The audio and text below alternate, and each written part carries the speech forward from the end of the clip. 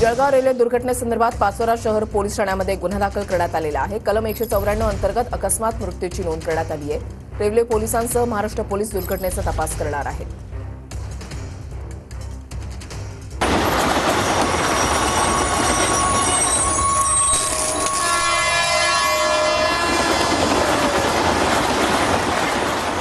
तर त्यावेळेला नेमकं काय घडलेलं होतं ती दृश्य जी आहे ती ग्राफिक्सच्या माध्यमातून आम्ही मांडण्याचा प्रयत्न करतोय। पुष्पक एक्सप्रेस जात असताना रेल्वेमध्ये आग लागल्याची अफवा जी आहे ती पसरली आणि त्याच्यानंतर प्रवाशांनी उड्या मारल्या। मात्र समोरून येणाऱ्या एक्सप्रेसचा अंदाज आला नाही, कारण घाबरून हे प्रवासी जे आहे ते रेल्वेमधून उतरलेले होते। समोरून जी ट्रेन येत होती त्याची धडक या प्रवाशांना बसली आणि ही मोठी दुर्घटना घडली।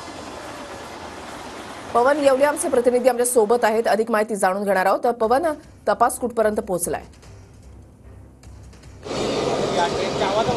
नक्कीच काल जळगाव जिल्ह्यातील पाचोरा तालुक्यात असलेल्या परदडी येथे अपघात झाला होता। या दुर्घटनेमध्ये आता 13 लोकांचा मृत्यू झालेला आहे, तर जे 10 जखमी आहेत त्यांना पाचोरा येथे दाखल करण्यात आलेला आहे। रात्री उशिरापर्यंत रेल्वे पोलीस असतील त्याचबरोबर स्थानिक पोलीस असतील यांच्याकडून या जखमींचा जबाब जो आहे तो नोंदवला जात होता। टोटल या ठिकाणी 12 जणांचा जबाब जो आहे तो पाचोरा पोलिसांकडून आणि रेल्वे पोलिसांकडून नोंदवण्यात आलेला आहे।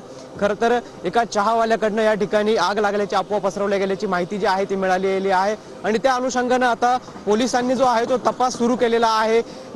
याच अनुषंगाने काही पुरावे मिळतात का यासाठी जखमींचे जे आहे ते जबाब घेतले जात होते आणि जबाब घेण्याचं काम जे आहे ते रात्री उशिरापर्यंत पाचोरामध्ये सुरू होतं। पाचोरा शहरातील जे 2 खासगी रुग्णालय आहेत त्या खासगी रुग्णालयामध्ये 5 असे एकूण 10 पेशंट जे आहेत ते उपचार घेत आहेत। त्यांच्यावरती या जखमींवरती उपचार सुरू आहेत।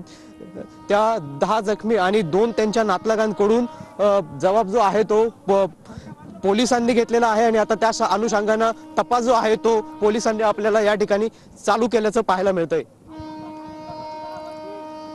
नक्कीच तुम्ही सुद्धा या ठिकाणी आता रिपोर्टिंग करत असताना थोडीशी काळजी घ्या। धन्यवाद तुम्ही दिलेल्या सविस्तर माहितीसाठी।